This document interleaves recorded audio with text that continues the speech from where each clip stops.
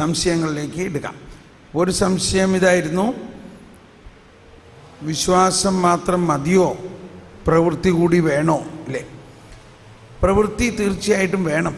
പക്ഷേ പ്രവൃത്തി മാത്രം ഉണ്ടായാൽ അതും പോരല്ലോ. ഈ വിശ്വാസവും പ്രവൃത്തിയും തമ്മിൽ വലിയ ഒരു ലയനത്തിലാണ് നമ്മൾ പോകുന്നത്. അപ്പോൾ ഈശോയോട് ഫരിസേയർ തന്നെ ചോദിച്ചു. എവിടെയാ? യോഹന്നാൻ 6-ാം അധ്യായത്തിൽ 28-ാമത്തെ വചനത്തിൽ ചോദിക്കുകയാണ്, ദൈവത്തിന് പ്രീതികരമായ ഒരു പ്രവൃത്തി എന്താ? ഇല്ലേ, ഒന്ന് വായിച്ചാരെങ്കിലും ഒന്ന്. യോഹന്നാൻ 6-ാം അധ്യായത്തിൽ 28-ാമത്തെ വചനം വായിച്ചോളൂ. ദൈവത്തിന് പ്രീതികരമായ പ്രവൃത്തി എന്താണ്?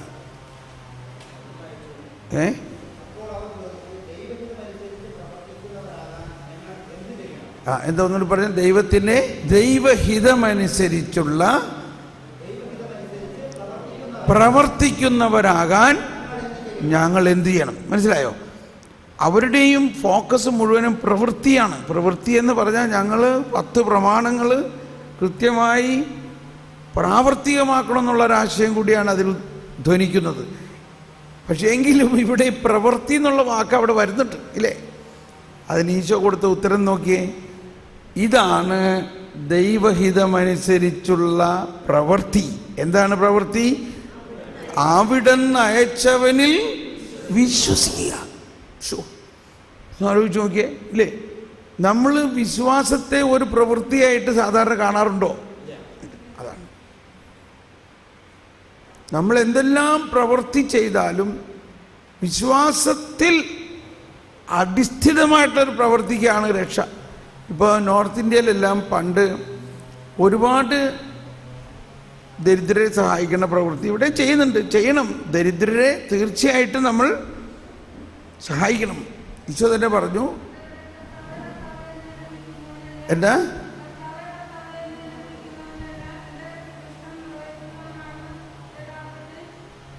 കറക്റ്റ്.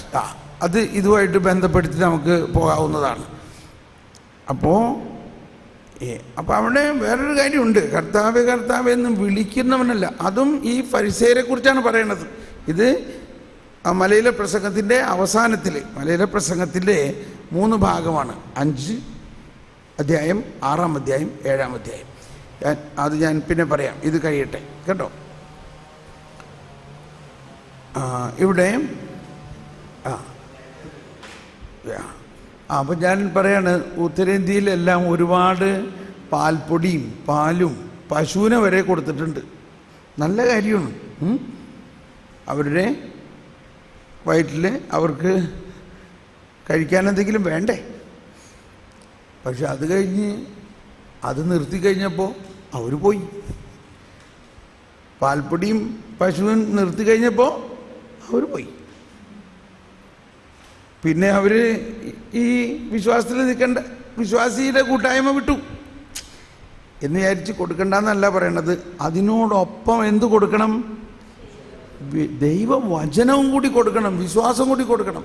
അപ്പോൾ ഈശോ തന്നെ നോക്കിയേ, ഈശോ എല്ലായിടത്തും ചെയ്തേക്കണേ എന്താ? ഈശോ ദരിദ്രരോട് ഭയങ്കര കരുണയാണ്. പറഞ്ഞു അവരെ വെറുതെ വിടാൻ പറ്റില്ല, അവർക്ക് ഭക്ഷണം കൊടുക്കണം. പക്ഷെ അതിനു മുമ്പ് യേശു അവർക്ക് എന്ത് കൊടുത്തു? വചനം കൊടുത്തു. അപ്പോൾ ഇത് തമ്മിലുള്ള ഒരു കോമ്പിനേഷൻ ഉണ്ട്. മദർ തെരേസ തന്നെ ധാരാളം ദരിദ്രരെ സഹായിക്കുന്നു. പക്ഷേ മദർ പറയുന്നത് എന്താ? നമ്മുടെ ഡ്യൂട്ടി അവർക്ക് ഭക്ഷണം കൊടുക്കുക മാത്രമല്ല, അവർക്ക് യേശുവിനെ കൊടുക്കണം, അവർക്ക് യേശുവിനെ കൂടി കൊടുക്കണം. അപ്പോൾ ഇവിടെ ഇത് തമ്മിലുള്ള ബന്ധം എങ്ങനെയാണെന്ന് വെച്ചാൽ, ഒരു പ്രവൃത്തി ധാരാളം നന്മ പ്രവൃത്തി ചെയ്യുന്ന ആളാണെങ്കിൽ അയാളത് ചെയ്തു പോവും. പല കാരണങ്ങളുണ്ടാകാം അതിന്. പക്ഷേ അയാളിൽ നല്ല ഒരു വിശ്വാസം കൂടി ഉണ്ടെങ്കിൽ ആ നന്മ പ്രവൃത്തിയുടെ ഒപ്പം ഈ വിശ്വാസവും കൂടി കൊടുക്കാൻ പറ്റും. ഈശോ അവസാന അന്ത്യദിനത്തിലുള്ള വിധിയെക്കുറിച്ച് പറഞ്ഞപ്പോൾ എന്താ പറഞ്ഞത്? എനിക്ക് വിശന്നു, നിങ്ങൾ എനിക്ക് ഭക്ഷിക്കാൻ തന്നു. ഇതിനെ 2 അർത്ഥത്തിൽ കാണണം. എന്തെല്ലാം വിശപ്പാ ഉള്ളത് മനുഷ്യന്? ശാരീരിക ഭക്ഷണം കഴിക്കുന്ന വിശപ്പുണ്ട്, അതോടൊപ്പം ആത്മീയ ഭക്ഷണവും വിശപ്പാണ്. അതുകൊണ്ടാണ് ഈശോ മത്തായിയുടെ സുവിശേഷത്തിൽ 4-ാം അധ്യായത്തിൽ ഇപ്പോൾ പിശാചിനോട് പറഞ്ഞ കാര്യം എന്താ? പിശാച് ഓടിപ്പോയില്ലേ? എങ്ങനെ ഓടിപ്പോയി? ഈശോ പറഞ്ഞു, മനുഷ്യൻ അപ്പം കൊണ്ട് മാത്രം അല്ല ജീവിക്കുന്നത്, ദൈവത്തിൻ്റെ അധരത്തിൽ നിന്ന് വരുന്ന വചനം കൊണ്ടാണ്. അപ്പം കൊണ്ട് മാത്രമല്ല. അപ്പോൾ ഇത് രണ്ടും അടങ്ങുന്ന ഒരു, അപ്പോൾ ആത്മാവിൻ്റെ വിശപ്പും കൂടി നമ്മൾ കാണണം. ഇവിടെയാണ് ഇനി നമ്മൾക്ക് വളരാനുള്ളത്. ഇപ്പം നമ്മൾ ഈ കൊച്ചു കേരളത്തിൽ 125ഓളം ധ്യാന കേന്ദ്രങ്ങളുണ്ട്. ഇതാരും ഇവിടെ പദ്ധതി ചെയ്തുണ്ടാക്കിയൊരു പ്രോജക്റ്റാണോ? ഇത്രയും വലിയ ഡിവൈൻ റിട്രീറ്റ് സെൻറ്റർ ആരെങ്കിലും ഒരു പ്രോജക്റ്റ് ഉണ്ടാക്കിയതുണ്ടായതാണോ? പരിശുദ്ധാത്മാവ് തന്നെ ഉണ്ടാക്കിയ ഒന്നല്ലേ അത്. അപ്പോൾ പരിശുദ്ധാത്മാവ് നമ്മളെ നയിച്ചുകൊണ്ടിരിക്കുകയാണ്. Okay, clear? ഈ രണ്ടാമത്തെ ക്വസ്റ്റ്യൻ അങ്ങനെയാണ് ഈ കുമ്പസാരിക്കണം എന്തിനുള്ളതാണ്. അപ്പോൾ കുമ്പസാരം എന്നതൊരു കൂദാശയാണ്. കൂദാശ എന്നാൽ എന്താണ് അർത്ഥം? കൂദാശ എന്നാൽ, കൂദാശയുടെ നിർവചനം എന്താ? അദൃശ്യമായ ദൈവ കൃപയുടെ ദൃശ്യമായ അടയാളമാണ് കൂദാശ. ഓക്കെ, അപ്പോൾ ഈ അദൃശ്യമായ ദൈവ കൃപ എങ്ങനെ ഉണ്ടായി? യേശുക്രിസ്തു കുരിശിൽ ജീവൻ അർപ്പിച്ച് കഴിഞ്ഞപ്പോഴാണ് ഈ കൃപ ഉണ്ടാകുന്നത്. അപ്പോൾ ഈ കൃപ, അതിന് ഒരു വിധത്തിൽ പറയുകയാണ് ഈ എക്കോണമി ഓഫ് സാൽവേഷൻ എന്ന് പറയും. എന്ന് പറഞ്ഞാൽ റേഷൻ കട, ഇപ്പോൾ റേഷൻ കടയിൽ പഞ്ചസാരയും അരിയും ഗോതമ്പ് കെറോസിൻ ഓയിൽ ഇതൊക്കെ വിതരണം ചെയ്യുന്ന ഒരു സംവിധാനമാണ് റേഷൻ കട. എന്ന പോലെ സഭ എന്നത് യേശുക്രിസ്തു നേടിത്തന്ന ആ കൃപ വിതരണം ചെയ്യുന്ന, അതിനാണ് എക്കോണമി ഓഫ് സാൽവേഷൻ എന്ന് പറയാം. എക്കോണമി എന്ന് പറഞ്ഞാൽ അതിൻ്റെ വിതരണ വ്യവസ്ഥിതി. ഇപ്പോൾ നമുക്ക് പെട്രോൾ അടിക്കണമെങ്കിൽ എവിടെ പോകണം? പെട്രോൾ പമ്പിൽ പോകണം. അപ്പോൾ അത് പെട്രോളിൻ്റെ വിതരണത്തിൻ്റെ ഒരു വ്യവസ്ഥിതിയാണ്. എന്ന പോലെ യേശു ഈ രക്ഷാകര പദ്ധതിയിലൂടെ പ്രപഞ്ചം മുഴുവനിലുമുള്ള ആളുകൾക്ക് വേണ്ടിയുള്ള രക്ഷ നേടിക്കഴിഞ്ഞിരിക്കുന്നു. പക്ഷേ ഈ രക്ഷയുടെ അനുഭവത്തിലേക്ക് വരാൻ അതിൻ്റെ വിതരണ പദ്ധതിയിലേക്ക് നമ്മൾ നീങ്ങണം. അപ്പോൾ അതിൻ്റെ വിതരണ പദ്ധതിയിൽ 7 കൂദാശകളാണ് പ്രധാനമായിട്ടുള്ളത്. അതിൽ 3 പ്രാരംഭ കൂദാശകളും 4 അതിനുശേഷമുള്ള കൂദാശകളും. അപ്പോൾ പ്രാരംഭ കൂദാശ കൂടിയവന് മാത്രമേ അടുത്ത കൂദാശയ്ക്ക് പറ്റുള്ളൂ. ഇപ്പോൾ ആരെങ്കിലും വന്നിട്ട് എനിക്ക് കുമ്പസാരിക്കണമെന്ന് പറഞ്ഞാൽ കുമ്പസാരിക്കാൻ പറ്റില്ല. ആർക്കേ കുമ്പസാരിക്കാൻ പറ്റുള്ളൂ? മാമോദീസ സ്വീകരിച്ചവർക്ക് മാത്രമേ കുമ്പസാരിക്കാൻ പറ്റുള്ളൂ.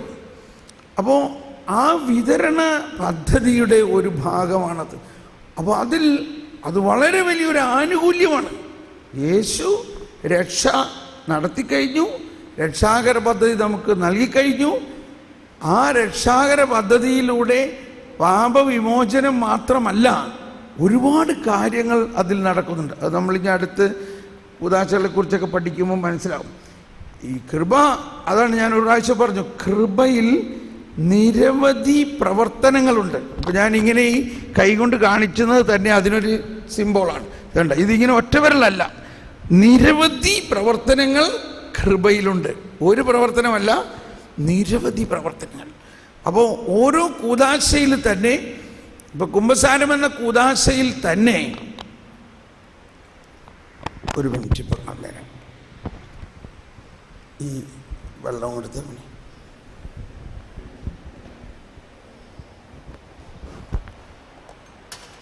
Yes you come this side please. ഇപ്പോൾ ഈ ആത്മാവ്, ഇതൊരു ആത്മാവാണ്, കുമ്പസാരിക്കാൻ പോവാ. ഈ ആത്മാവിൽ ഇത്രയും ഭാഗമേ കൃപയുള്ളൂ, ഇത്രയും ഭാഗത്ത് പാപമാണ്. അപ്പോൾ ഈ പാപം എങ്ങനെ മാറുന്നു?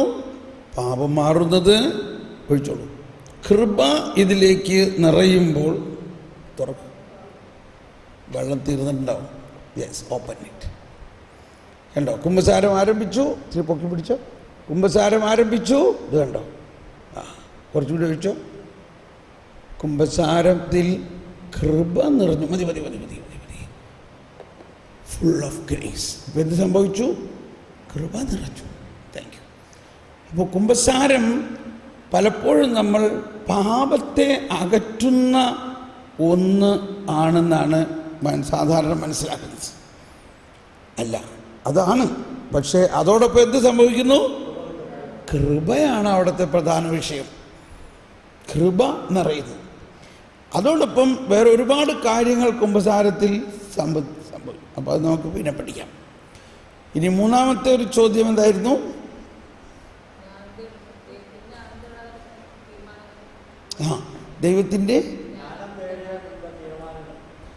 ദൈവത്തിൻ്റെ ജ്ഞാനം തേടാതെ എടുക്കുന്ന തീരുമാനങ്ങൾ കൊണ്ട് നമുക്ക് പരാജയം. അതിന് ഉദാഹരണം ഞാൻ പറഞ്ഞായിരുന്നു. എന്താണ്? യോനായുടെ കാര്യം പറഞ്ഞായിരുന്നു. അതായത് അതിന് അടിസ്ഥാനപരമായ വേറൊരു ലക്ഷ്യം നമ്മൾ പറയണം. ദൈവം എന്നെ എന്തിന് സൃഷ്ടിച്ചു? ഉത്തരം പറഞ്ഞേ. ദൈവം നമ്മളെ എന്തിന് സൃഷ്ടിച്ചു?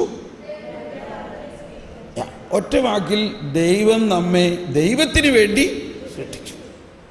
ഇപ്പം ദൈവം ഇങ്ങനെ കുറേ ആൾക്കാരെ സൃഷ്ടിച്ചിട്ട് ആവശ്യമുള്ള മാതിരി അവർക്കൊക്കെ ഡ്യൂട്ടി കൊടുക്കാം, അങ്ങനെയല്ല ദൈവം സൃഷ്ടിച്ചത്. ദൈവം അവരെ സൃഷ്ടിച്ചപ്പോൾ തന്നെ അവരെക്കുറിച്ചുള്ള പദ്ധതിയുണ്ട്. അതാണ് ഈ പദ്ധതി.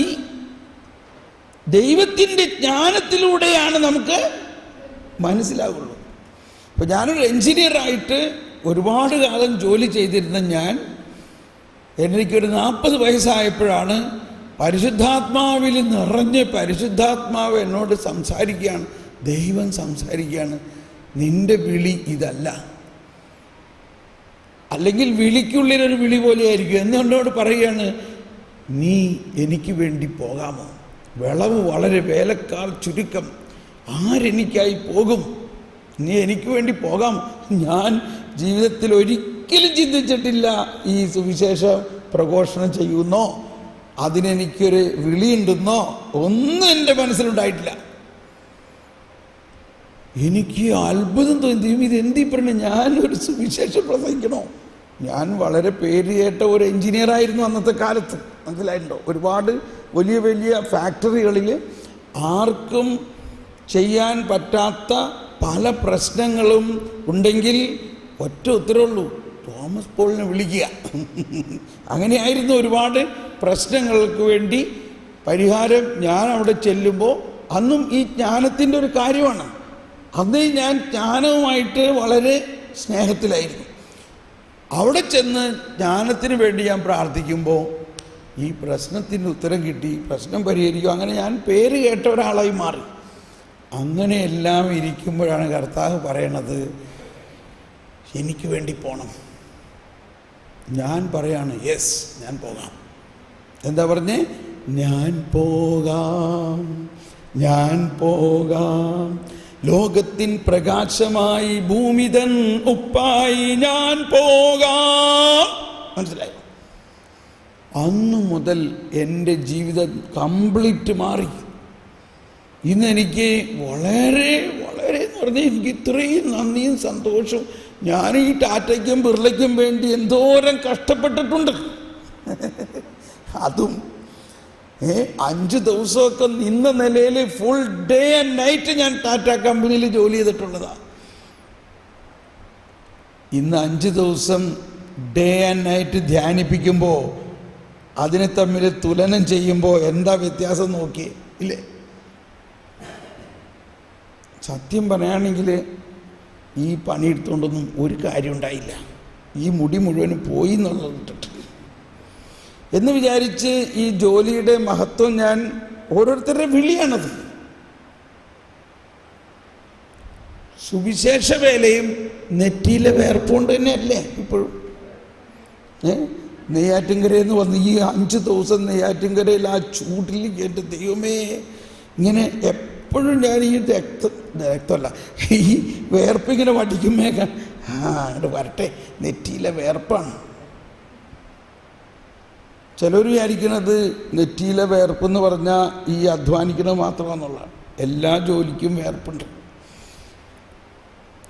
പക്ഷേ ഈ ദൈവത്തിൻ്റെ ഹിതമറിഞ്ഞിട്ട് മറ്റ് ജോലി ഉപേക്ഷിച്ച് ദൈവത്തിൻ്റെ ഹിതമനുസരിച്ചുള്ള ജോലി ചെയ്യാൻ ആരംഭിച്ചതോടെ ഭയങ്കര ഒരു ആത്മസന്തോഷമാണ്. ശരിക്ക് ആ ദൈവവുമായിട്ടുള്ള ലയനം നമ്മളിൽ സംഭവിക്കുകയാണ്.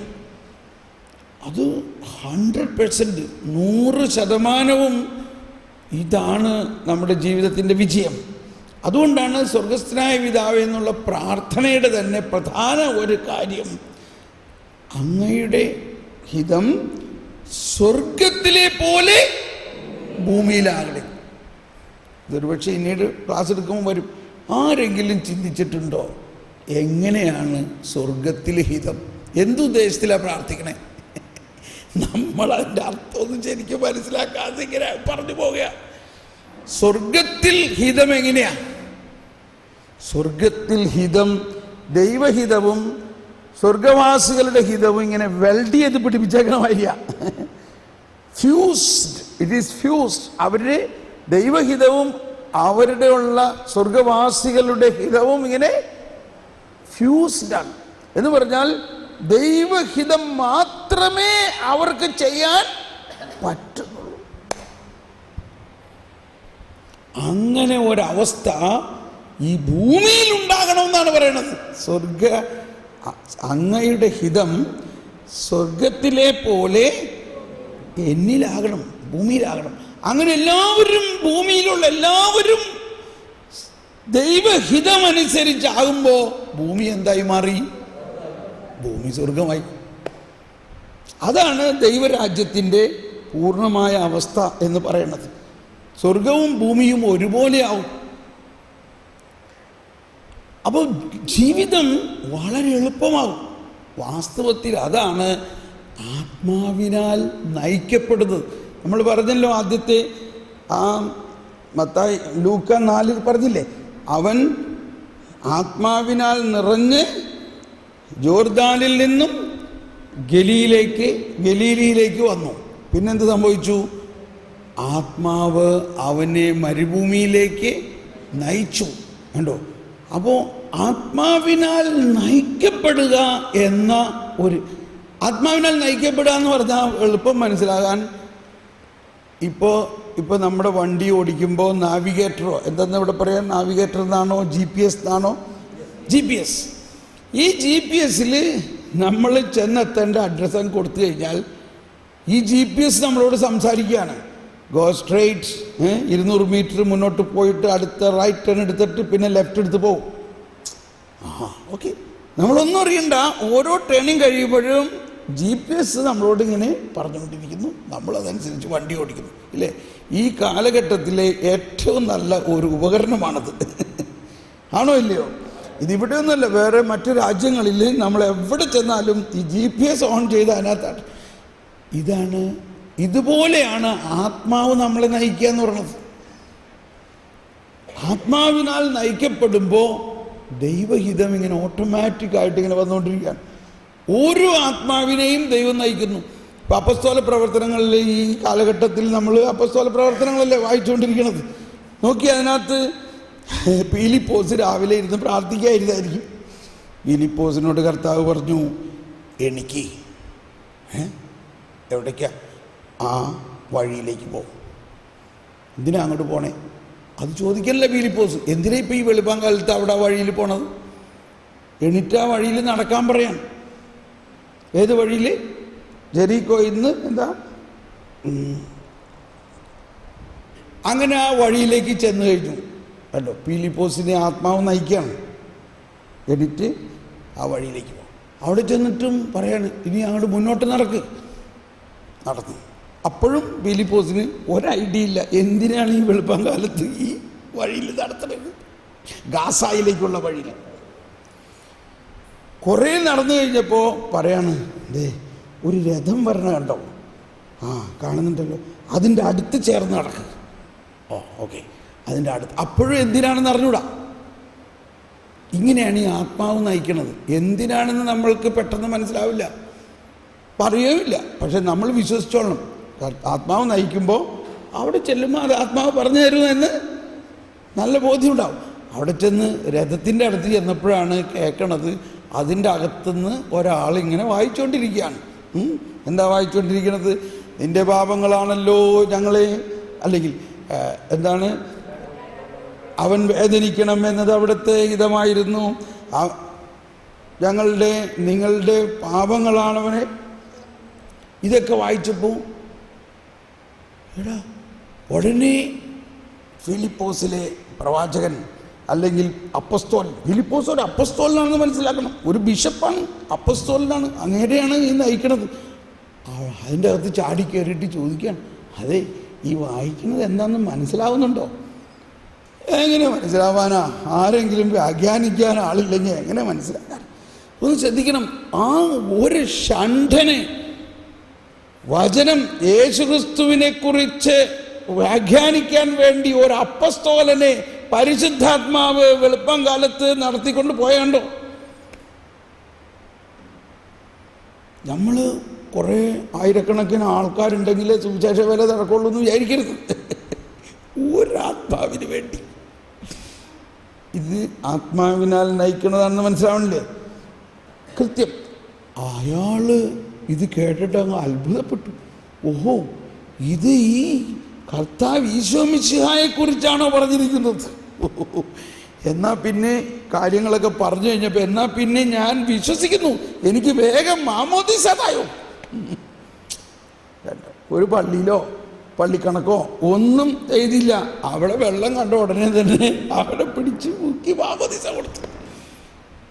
ആത്മാവിൻ്റെ നയിക്കൽ തീർന്നിട്ടില്ല. മാമോദീസ കഴിഞ്ഞ് അവർ ഭയങ്കര സന്തോഷത്തിൽ ഷണ്ടൻ തിരിഞ്ഞ് വീശി നോക്കുമ്പോൾ ഫിലിപ്പോസിനെ കാണാനില്ല. ചേട്ടാ, ഇത്രയും നേരം കൂടെ ഇരുന്ന ആളെവിടെ പോയി? കണ്ടോ? ഫിലിപ്പോസിനെ ആത്മാവ് ഹെലികോപ്റ്റർ മാതിരി പൊക്കി മറ്റൊരു രാജ്യത്തേക്ക് കൊണ്ടുപോയി. എന്തുകൊണ്ട്? അത്രയ്ക്ക് ആൾക്കാർ ആവശ്യമുണ്ട്, അർജന്റ്. ഫിലിപ്പോസിനെ അവിടെ നിന്ന് പൊക്കി അസേത്തേവൂസിലേക്ക് കൊണ്ടുപോയി. ഫിലിപ്പോസ് അവിടെ അതിന് പ്രഘോഷണം ആരംഭിച്ചു. ആത്മാവിനാൽ നയിക്കുന്ന അവസ്ഥ. അപ്പോൾ ദൈവഹിതം അറിയുക എന്നത് ഒരു ഓട്ടോമാറ്റിക് പ്രോസസ്സാണ്. ഏതുപോലെ പരിശുദ്ധാത്മാവ് നമ്മളെ നയിക്കുമ്പോൾ ഉണ്ടാകുന്ന ഒരു ഓട്ടോമാറ്റിക് പ്രോസസ്സാണ്. അതാണ് മറ്റൊരു വിധത്തിൽ ഈശോ പറഞ്ഞത്, ഞാൻ ഇടയനും നിങ്ങൾ എൻ്റെ ആടുകളുമാണ്. എൻ്റെ ആടുകൾ എൻ്റെ ശബ്ദം കേട്ട് എൻ്റെ പിന്നാലെ വരുന്നു. ഇപ്പോൾ നമ്മൾ ഹോളി ലാൻഡിലൊക്കെ പോയിട്ടുള്ളവർക്കറിയാം, അവർ കാണിച്ചിരിക്കുന്ന ഇടയനും ആട് താമസിച്ചിരുന്ന ഗുഹകളിലാണ് ആടുകളെ താമസിപ്പിച്ചിരുന്നത്. അല്ലെങ്കിൽ ഇടയനും ആടുകളൊക്കെ ഗുഹകളിലാണ്, വലിയ ഗുഹകളാണ് ചില സ്ഥലത്ത്. അപ്പോൾ ഇതിപ്പോൾ ഒരു ഗുഹയാണെങ്കിൽ ഇതിൻ്റെ അകത്ത് 2-3 ഗ്രൂപ്പ് താമസിച്ചെന്ന് വരും. ഇടയന്മാർ എന്നിട്ട് ഈ വാതിൽക്ക് കിടക്കുള്ളൂ. എന്തിനാണ് ഇടയൻ വാതിൽക്ക് കിടക്കണേ? ഒരു കള്ളനും ഈ ഇടയൻ്റെ മേൽ ചവിട്ടാണ്ട് അകത്ത് കിടക്കാൻ പറ്റില്ല. ഒരാടിനും ഇടയൻ്റെ മേൽ ചവിട്ടാണ്ട് പുറത്ത് കിടക്കാനും പറ്റില്ല. അത്രയ്ക്ക് കരുതലും ഉത്തരവാദിത്വവും ഇടയനുണ്ട്. ഈ 2-3 ഗ്രൂപ്പ് ആടുകളെ ഇതിനകത്ത് കയറ്റി. ഇത് രാവിലെ എണീക്കുമ്പോൾ ഈ ആടുകൾ തമ്മിൽ ഒരിക്കലും മിക്സ് ആവില്ല. ഒരിടയൻ പുറത്തിറങ്ങിയിട്ട് അയാളുടെ ഒരു ശബ്ദം ഉണ്ടാക്കും, ഇതായിരിക്കും ശബ്ദം. അപ്പോൾ ഉടനെ അയാളുടെ ആടുകളെല്ലാം ആ ഇടയൻ്റെ പിന്നാലെ പോകും. അത് കഴിയുമ്പോൾ വേറൊരു ഇടയൻ എഴുന്നേറ്റിട്ട് ഇങ്ങനൊരു ഒച്ചുണ്ടാക്കി. അപ്പോൾ അയാളുടെ ആടുകൾ ഒരിക്കലും ഈ ആടുകൾ തമ്മിൽ ഗ്രൂപ്പ് മാറില്ല. എന്തുകൊണ്ടാണ്? ഇടയൻ്റെ ശബ്ദം ആടുകൾക്ക് അറിയാം. ഇന്ന് ഇതെങ്ങനെയാണ് സംഭവിക്കുന്നത്? ഇന്ന് ആ ഇടയൻ നമ്മുടെ ഹൃദയത്തിൻ്റെ ഉള്ളിലിരുന്ന് ശബ്ദിച്ചുകൊണ്ടിരിക്കുകയാണ്. ആ ശബ്ദം കേട്ട് ആ ഇടയൻ പറയുന്ന പോലെ മുന്നോട്ട് പോകുക എന്നതാണ് ക്രിസ്തീയ ജീവിതം. So it is very easy. നാവിഗേറ്ററിൽ കേൾക്കുന്ന പോലെയോ ഇടയൻ പറയുന്ന പോലെയോ കർത്താവ് പറയണത് കേട്ട് അങ്ങ് മുന്നോട്ട് പോവുക. ഒരിക്കലും ഏതെങ്കിലും ഒരാട് ഇത് വിട്ട് പോവുകയാണെങ്കിൽ വഴിതെറ്റി. അപ്പം അതിൻ്റെ അർത്ഥം എന്താ? ദൈവഹിതം അനുസരിക്കാതെ പോകുന്നു. അപ്പോൾ അതുപോലെ കൃത്യമായി പേഴ്സണൽ പേര് ഈ ദിവസങ്ങളിൽ ഞാൻ നാളെ വേറെ പേഴ്സണൽ പേരൊക്കെ പഠിപ്പിക്കാം. ആ പേഴ്സണൽ പ്രെയറിൽ ദൈവസ്വരം നമ്മൾ ശ്രവിക്കാൻ പറ്റും. ദൈവം നമ്മളെ കൈപിടിച്ച് നടത്തുന്ന ഒരനുഭവം നമുക്കുണ്ടാകും. അപ്പോൾ ദൈവഹിതം നടക്കുമ്പോൾ, ദൈവഹിതം എന്ന് പറഞ്ഞാൽ അത് ശരിക്ക് നമ്മുടെ ആത്മാവിൽ, നമ്മുടെ അന്തരാത്മാവിലേക്ക് ദൈവം മന്ത്രിക്കുന്ന ഒരു സ്വരവും ആ സ്വരം മൂലമുണ്ടാകുന്ന പ്രവർത്തനവുമാണ്. അതാണ് യഥാർത്ഥമായിട്ട് നമ്മൾ നടപ്പാക്കേണ്ടത്. ഓക്കെ, അപ്പം അതിന് ജ്ഞാനം വലിയൊരു ഘടകമാണ്. ജ്ഞാനം ഉണ്ടായാൽ ഇത് എളുപ്പം. അതാണ് സോളമൻ തന്നെ പറഞ്ഞു, അങ്ങയുടെ പരിശുദ്ധാത്മാവിനെ അങ്ങയുടെ സിംഹാസനത്തിൽ നയിച്ചു തരണേ, അല്ലെങ്കിൽ ഞാൻ അങ്ങയുടെ ഹിതം എങ്ങനെ അറിയും? അപ്പോൾ ഈ ജ്ഞാനം നമ്മളിൽ നിറയുമ്പോൾ പെട്ടെന്ന് നമുക്ക് ഈ ദൈവഹിതം മനസ്സിലാവും. അത് ശരിക്കും മനസ്സിലാവും. ഓക്കെ, എല്ലാ ക്വസ്റ്റ്യനും ആയില്ലേ? ഇനി ഇവിടെ വേറെ എന്തെങ്കിലും ക്വസ്റ്റ്യൻ ഉണ്ടോ? യെസ്, സഹോദരി ചോദിച്ച ചോദ്യമാണോ? എന്താ ചോദിച്ചോ? ഓക്കെ. ഇപ്പോൾ നമ്മൾ ഈ മലയിലെ പ്രസംഗം, സീനായി മലയിൽ മോശ കൊടുത്ത മലയിലെ പ്രമാണങ്ങളിൽ നിന്നും വ്യത്യസ്തമായ പാരലൽ അല്ലെങ്കിൽ അതുപോലെ അതിനേക്കാൾ പ്രാധാന്യമേറിയ പുതിയ നിയമത്തിലെ പ്രമാണങ്ങളാണ് ഈ മലയിലെ പ്രസംഗത്തിലുള്ളത്. അതുകൊണ്ട് കാറ്റഗിസത്തിൽ പറയുന്നുണ്ട്, പഴയ നിയമം വരാനിരിക്കുന്ന പുതിയ നിയമത്തിൻ്റെ ഒരു പ്രിപ്പറേഷൻ മാത്രമായിരുന്നു. പുതിയ നിയമം പരിശുദ്ധാത്മാവിൻ്റെ പ്രവർത്തനത്തിലൂടെ യേശുവിൻ്റെ മലയിലെ പ്രസംഗത്തിൻ്റെ അടിസ്ഥാനത്തിലുള്ള പ്രബോധനമാണ് പുതിയ നിയമം. അതിലെ 3 അധ്യായങ്ങളിൽ 3 പ്രത്യേക ഭാഗമാണത്. ആദ്യ ഭാഗത്ത് 5-ാം അധ്യായത്തിൽ ഈശോ ഈ അഷ്ടസൗഭാഗ്യങ്ങളെക്കുറിച്ച് പറയുന്നു. അതിനുശേഷം യേശു കൊണ്ടുവന്നിരിക്കുന്ന പ്രമാണവും ഫരിസേയരുടെ പ്രമാണങ്ങളും തമ്മിലുള്ള വ്യത്യാസം എന്തെന്ന് പറയുന്നു. 6-ാം അധ്യായത്തിൽ ഈ യേശുവിൻ്റെ സ്വർഗരാജ്യ അധിഷ്ഠിതമായ ഒരു പുതിയ വാക്ക് പറയുകയാണെങ്കിൽ ക്രിസ്റ്റോസെൻട്രിക്, ക്രിസ്തു കേന്ദ്രീകൃതമായ ഒരു ജീവിതമാണ് ദൈവരാജ്യം എന്ന് പറഞ്ഞാൽ. ദൈവരാജ്യം എന്ന് പറഞ്ഞാൽ ക്രിസ്തു കേന്ദ്രീകൃതമായ ജീവിതമാണ്. ഫരിസേയരുടെ നീതി എന്ന് പറഞ്ഞാൽ പ്രമാണം കേന്ദ്രീകൃതമായ ജീവിതമാണ്, കൽപ്പന കേന്ദ്രീകൃതമായ ജീവിതം. ദൈവനീതി എന്ന് പറഞ്ഞാൽ കരുണയും കൃപയും ക്രിസ്തുവും കേന്ദ്രീകൃതമായ ജീവിതമാണ്. ക്രിസ്തു കേന്ദ്രീകൃതമായ ജീവിതം, അത് ഒരു നല്ല ഭാഷയാണ്, ക്രിസ്റ്റു സെൻട്രിക്. നമ്മൾ ക്രിസ്ത്യാനികളാണ്, ക്രിസ്തു നമ്മളെ നയിക്കുന്നു. അതിൽ എങ്ങനെയാണ് നയിക്കുന്നതിൻ്റെ ചട്ടമാണ് 6-ാം അധ്യായം. പ്രധാനമായിട്ട് പ്രാർത്ഥനയാണ്. ആ പ്രാർത്ഥനയിലൂടെ ക്രിസ്തുവും നമ്മളുമായിട്ട് ഒന്നാകുന്നു. അങ്ങനെ ക്രിസ്തു നമ്മളെ നയിക്കുന്നു. അതാണ് സ്വർഗസ്ഥനായ പിതാവിൻ്റെ പ്രാർത്ഥനയും ശേഷഭാഗങ്ങളും. 7-ാം അധ്യായത്തിൽ ചായക്ക് സമയം 7-ാം അധ്യായത്തിൽ ഈ ഫരിസേയ നീതി, ഈ ദൈവനീതിയെ